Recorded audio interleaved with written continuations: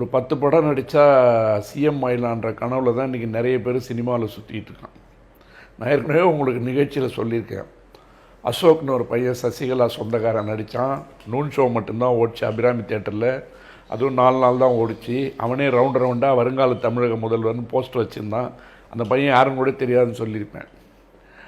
அந்த மாதிரி விஜய்க்கு நிறைய பேர் ஆசை காமிச்சிருக்காங்க. என்ன சொல்கிறார் அவரே, 200 கோடி வாங்கிட்டு இருக்கிறத விட்டுட்டு தமிழ்நாட்டுக்கு சேவை செய்ய 2000 கோடி வர்த்தகம். அது இருக்கட்டும், எவ்வளோ வேணாலும் இருக்கட்டும். இங்கே பெரிய வர்த்தகம் இருக்குதுன்னு நம்ம முதல் நிகழ்ச்சியில் சொல்லியிருக்கேன். இங்கே பேரம் பேசினா எவ்வளோ செலவு பண்ணுவாங்க, எவ்வளோ காசு கொடுப்பாங்கன்றது உலகறிஞ்ச ரகசியம். அதனால் இந்த தமிழக வெற்றி கழகம் அப்படின்னு ஒரு படம் ரிலீஸ் ஆச்சு விக்கிரவாண்டியில். அதனுடைய 2வது பார்ட் இப்போ அம்பேத்கர் பேரில் ரிலீஸ் ஆகிருக்கு.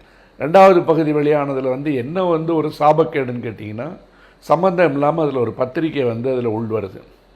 அந்த பத்திரிகை உள்வருகின்ற காரணத்தினால அவங்களுடைய நோக்கம் என்னென்னலாம் ஒரு அரசியல் பேசப்பட்டாலும் கூட அது நமக்கு தேவையில்லை.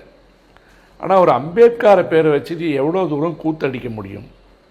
நான் ஒரு நிகழ்ச்சியில் ஏற்கனவே நான் பதிவு பண்ணியிருக்கேன். சர்தார் பட்டேல் சிலையை குஜராத்தில் யார் செஞ்சாரோ அதே சிற்பி செய்த ஒரு சிலை, அம்பேத்கர் சிலை அமெரிக்காவுக்கு போயிருக்கு. அமெரிக்காவில் அது நிர்மாணிக்கப்பட்டு விட்டது. அமெரிக்காவுக்கு அம்பேத்கர் தேவைப்படுகிறார். ஏனென்றால் அமெரிக்காவுக்கு இங்கிருந்து குடியேறி போனவங்கெல்லாம் நிறைவேற்றுமையும் இனவேற்றுமையும் ஜாதி வேற்றுமையும் பார்க்குறான்றதுக்காக ஈக்குவாலிட்டி லேப்ஸ் அப்படின்னு சொல்லிட்டு ஒரு அமைப்பு அங்கே தொடங்கப்பட்டிருக்கு. ஒரு தமிழ் பெண்ணால் தேன்மொழி சவுந்தரராஜன் அப்படின்னு நான் பேசியிருப்பேன்.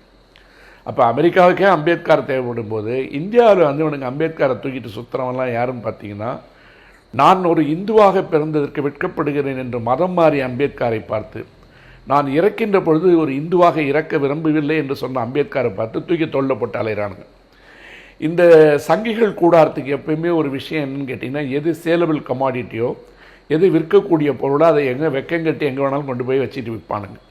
அப்படி தான் அம்பேத்கரை விற்கிறதுக்கு ஒரு புத்தகத்தினுடைய வழியாக இவங்க உள்ள நுழைகிறாங்க. இதில் மிகப்பெரிய சாபக்கேடு இன்னொன்று என்னன்னு கேட்டிங்கன்னா, அதே சங்கி கூட்டத்தால் ஜோசப் விஜய் என்று மறுதளிக்கப்பட்ட, அவமானப்படுத்தப்பட்ட, அசிங்கப்படுத்தப்பட்ட விஜய் முன்னாடி நிற்கிறார்.